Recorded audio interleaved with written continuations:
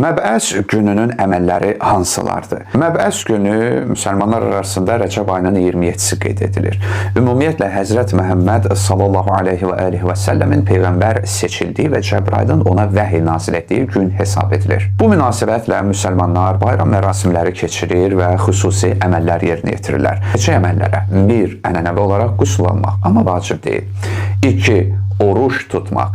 Kimin boynunda qəza, yəni tutmamış olduğu vacib orucu qalıbsa, tutsun. Kimin də boynunda yoxdursa, müstəhəb tutsun. Nəql edilib ki, məbəs günü oruç tutana 70 illik orucun savabı verilər. İnşallah.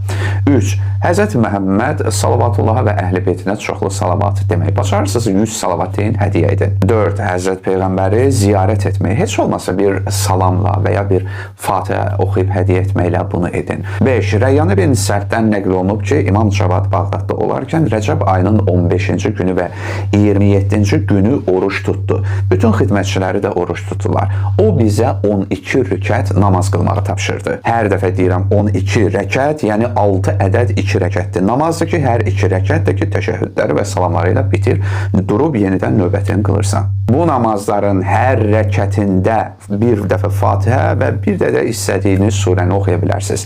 Namazı bitirdikdən sonra 4 Fatihə, 4 İxlas, 4 dəfə Fələq və Nas oxunur. Sonra 4 dəfə bu zikr deyilir. La ilahə illallah, vallahu əkbar və subhanallah, vəlhamdülillah, və la havlə və la quvvətə illə billahil aliyyil azim.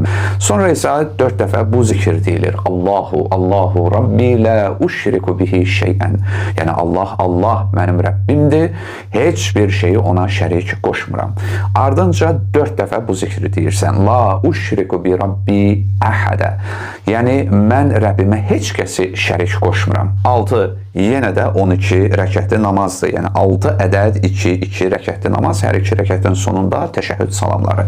Hər rəkətdə yenə Fatihə və istədiyiniz surəni oxuya bilərsiniz. Hər o 2 rəkətli namazı bitirib təşəhhüdün salamlarını deyirsiniz, növbəti 2 rəkətə başlamamış onun arasında elə oturduğunuz yerdə, yəni namazın təşəhhüd salamlarını dediyinizdən sonra bu duanı oxuyun. Skrinini qeyd edirəm. İndi bu 12 rəkət onları bitirdikdən və dua da bitdikdən sonra Fatihə, İxlas, Fələq, Nas, Kafirun, Qədr və Ayət-el Kürsünü 7 dəfə oxuyacaqsınız. Ardınca 7 dəfə də bu zikr deyəcəksiniz. Yenə də La ilahə illallahu, vallahu əkbar və subhanallah, vəlhamdülillah, və la havlə və la quvvətə illə billah. Ardınca 7 dəfə deyəcəksiniz. Allahu Rabbi la uşriku bihi şeyə. Ardınca da nə istəyirsən mənim əzizim, dua edə bilərsən. Bir də qeyd edim ki, Rəcəb ayının axırı Həzrət Salmanın namazının 3-cü hissəsi qılmaq yadınızdan çıxmasın.